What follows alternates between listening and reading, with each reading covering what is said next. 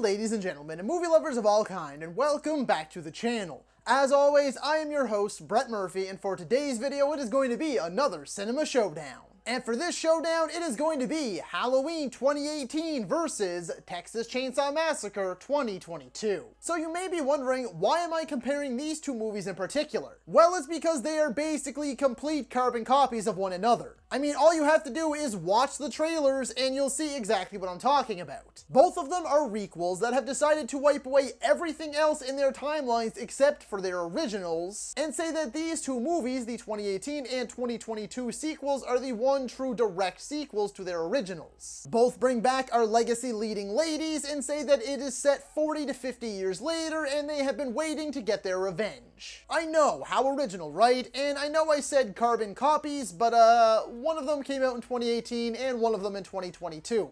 Do with that what you will. So which one put this formula to better use? Well, we're about to find out. Before I hop into the actual showdown itself, I just wanted to let you all know that I have an entire playlist dedicated to all of my Cinema Showdown versus videos. So be sure to check that out, and I guarantee you'll find something you like. And so, without further ado, let's hop right into things.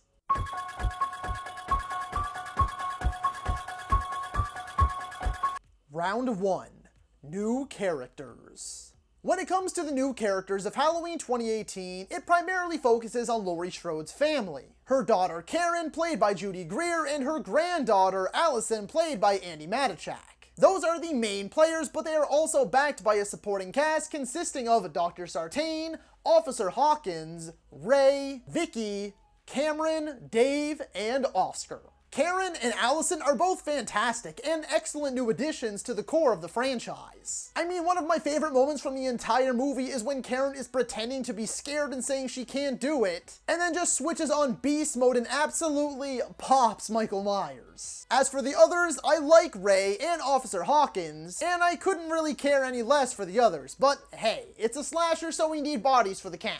Texas Chainsaw Massacre 2022 really ends up feeling like a new movie overall anyway. But as we know, they do bring back Sally and set it as a direct sequel 50 years later, so yeah. In it, we follow Melody, her sister Lila, their friend Dante, and his fiancée Ruth, as well as a local Texan named Richter. The rest are just a giant group of brainless social media influencers. There is just one good character in this movie if you ask me, and it is Melody, played by Sarah Yarkin. She is the only one that feels like a real human being. She made mostly smart decisions, showed emotion, and was the only one in my eyes that was even remotely likable. This first round is a no-brainer to me. Round 1 is going to go to Halloween 2018. Although both movies have plenty of useless characters for the count, I actually really like Allison and Karen, as well as Ray and Officer Hawkins. Aside from Sartain, the rest aren't awful, just forgettable. Meanwhile, Texas Chainsaw 2022 has just one good character that's even remotely likable. Round 2. Legacy characters. Halloween 2018 brings back Jamie Lee Curtis as Laurie Strode once again for the first time since Halloween Resurrection in 2002. Halloween Resurrection, which I might add, was rightly erased from the timeline. I've got to say right up front that I could not have been happier with what they did with her character arc, and I couldn't be more impressed by Jamie Lee Curtis's performance. This movie gives us a Laurie 40 years after the original. She's an alcoholic, pushed her family away by raising her daughter in what was like a boot camp, has a house full of booby traps, and suffers from some serious and severe PTSD. They handled the progression of her character arc so damn well, and Jamie Lee crushes it in every aspect. Sally was the final girl in the original Texas Chainsaw Massacre, played by Marilyn Burns, who sadly passed away in 2014 at the age of 65. They brought in Olwen Fouere to replace her, and I have no idea why they even bothered because she's in the movie for like 5 minutes, and is almost immediately killed off. This is by far the biggest waste of a legacy character that I have ever seen. I don't even have to explain myself here. Round 2 is going to go to Halloween 2018. Round 3. Story. Both of these movies went with the newly dubbed requel route, which essentially means that they wipe all other movies except for the original out of the timeline, and call this the one true sequel, or it really isn't a remake or a reboot, but has a mix of new and legacy characters as well as new and legacy plotlines. villains. Halloween 2018 went with the whole erasing the rest of the timeline route, and set it 40 years after the events of that original night. It follows Laurie Strode once again as we see what her life has become as she suffers with PTSD, and copes by preparing for Michael Myers' eventual return. On the flip side, we also focus on Michael's escape and subsequent rampage, leaving body upon body behind him everywhere he goes as he dons his iconic mask once again. And of course, makes his way back to Haddonfield. Texas Chainsaw Massacre 2022, unsurprisingly, also goes with the wiping the entire timeline bit, and acts as a direct sequel to the 1974 original set nearly 50 years later. We primarily follow an entirely new cast of characters, a group of young influencers and entrepreneurs who buy up an old Texas town with hopes of making it a dream destination for like-minded people. In doing so, they inadvertently disrupt the very carefully sheltered life of one Leatherface, setting him off on a new age massacre with his iconic chainsaw in hand. Though they do sound very similar in nature, I assure you that the quality lies far more with one than the other. Round 3 is also, unsurprisingly, going to be going to Halloween 2018. Look, Halloween 2018 just handles more mature themes in a more realistic way, with better performances, stronger storytelling, and ideas. Not to mention, it did it first. Round 4. Killers.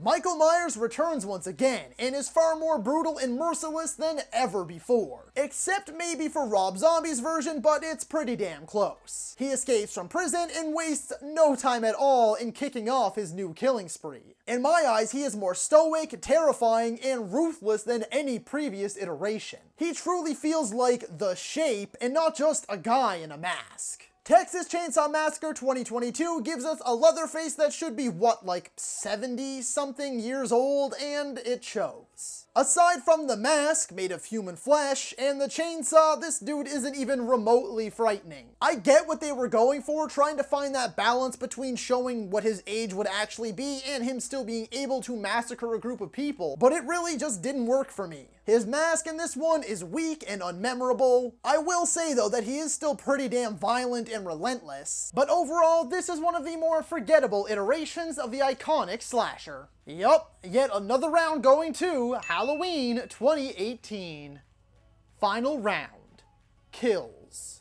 And of course, lastly is what we all come to these movies for. Which movie had the better, bloodier, and more creative kills? Halloween 2018 delivers 17 bodies for the kill count. I know that James A. Janice of Dead Meat counted 18 in his original kill count for the film, but we now know thanks to the release of Halloween Kills that Officer Hawkins actually survives his attack, bringing it back down to 17. Even with that, 17 is a pretty respectable number and the kills are pretty damn good. You have the Sartain head stomp, the brutality of the podcasters in the bathroom, that one poor woman looking out her front window who then has her face smashed off the back of her couch and then a knife through her throat, Oscar with the spike going up through his neck and out his mouth, and the two officers who were appropriately decorated for Halloween. Lots of really insanely violent stuff, but also awesomely creative too. Texas Chainsaw Massacre 2022 doesn't have an explicit number just yet, but I would say it's somewhere in the 20s to 30s. Don't get too excited though, as the vast majority of these come from the bus-filled massacre.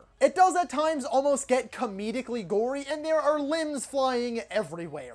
But in the end, it's just a bunch of faceless characters that we couldn't care less about. Everyone else in the main cast dies too, except for Lila. Dante ends up with a pretty gnarly face slash. Richter gets bludgeoned to death with a hammer in probably the most violent kill of the movie. Sally gets chainsawed right up the middle in her big triumphant return. And Melody sadly gets decapitated in a last-second shock ending. This is the only round in this entire video that is even remotely close. Texas Chainsaw Massacre definitely has more kills. They're both pretty equal in their brutality. However, Halloween 2018 gets more creative and has the more memorable kills. And even the kills that are less memorable and more generic, for the most part, except for a few, it's characters that we at least get to know a little bit, and in some way or another they have an impact on other characters or the story as a whole. I honestly could have given Texas Chainsaw a pity round here. I mean, I did say it was insanely bloody and there is a higher body count, but truthfully, I don't even think it deserves a pity round.